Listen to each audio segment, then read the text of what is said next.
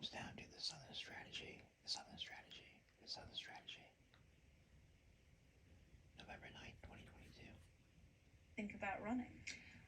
On appearance, yes, it would seem that way. However, it is very clear he has developed a real bond with voters in Pennsylvania, and we talked about it earlier. He has a knack of getting blue collar workers, lower income workers across the board. You heard him tonight talking about that he was going to be the senator for everybody, and he really has been. When you look at the results, he cleaned up in the eastern part of the state. He cleaned up in the western part of the state. Yes, he's from there, but that really helps. And he picked up some in the middle too. And you look at Scranton, a very Biden area, he appeals to that kind of voter. And I think Democrats would do well to start to try to appeal to more of those voters, in addition to the coalition they put together that helped the Democrats, I think, keep the Senate and possibly the House as well.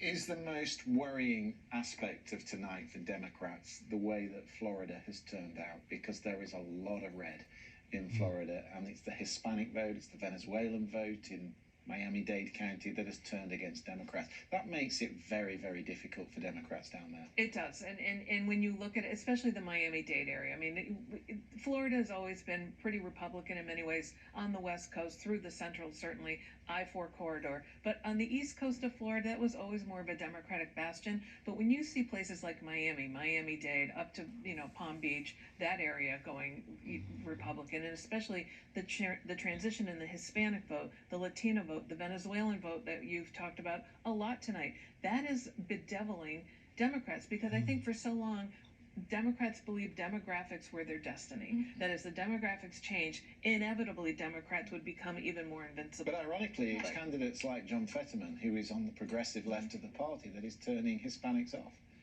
He's on the progressive left of the party, but he appeals to white working class voters. But not to Hispanics. Well, again, every state is different. Fewer of them in Pennsylvania. Well, I take that point. But what I'm saying is that there are the progressives on the left of the Democratic Party that are pulling the party that way is the reason that Hispanics are turning off the Democratic Party. Hispanics sound like socialists.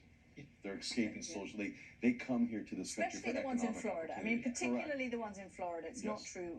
Obviously, all Hispanics are not the same. They all have very different. 42. I keep coming back to this number. 42% of American voters are white voters without a college degree.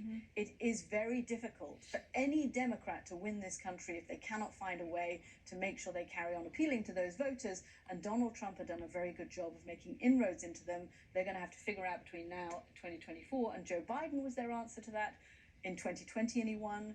John Fetterman has been their answer to that, and he won this time around. Take it to... It comes down to the Southern strategy, okay?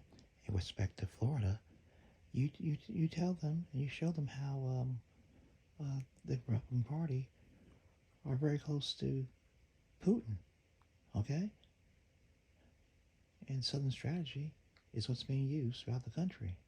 Read Dog Whistle Politics, How Code Racial Appeal Has Reinvented Race and Wrecked Middle Class by Professor E. Hanny Lopez, and watch Dr. King's speech, Reverend Dr. Martin Luther King Jr.'s speech from March 25th, 1965, how black and white workers came together after the Civil War to vote economics and not color.